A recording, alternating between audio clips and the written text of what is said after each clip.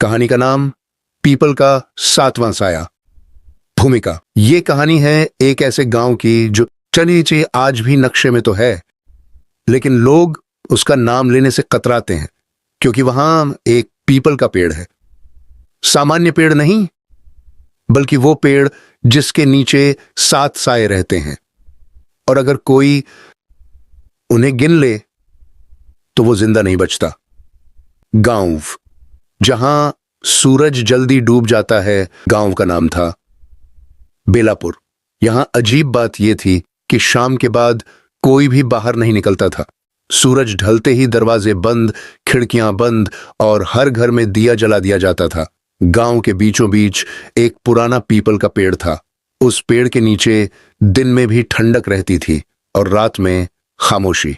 लेकिन ये साधारण खामोशी नहीं थी, ऐसी खामोशी जिसमें लगता था कोई सांस ले रहा है।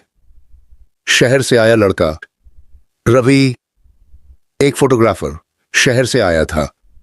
उसे अंधविश्वास पर हंसी आती थी। उसने सुना था कि इस गांव में 7 साए वाली कहानी मशहूर है।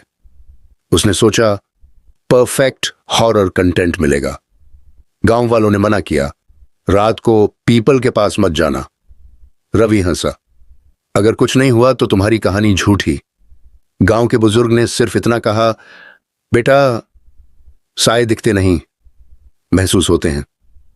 पहली रात के 11 बजे रवि कैमरा लेकर पीपल के पेड़ के पास पहुंचा।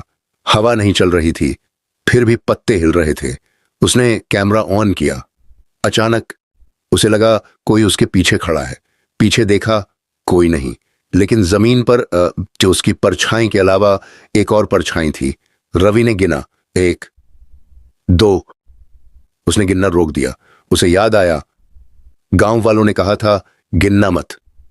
वो भाग गया। दूसरी रात, पहली गलती। अगली रात रवि वापस गया।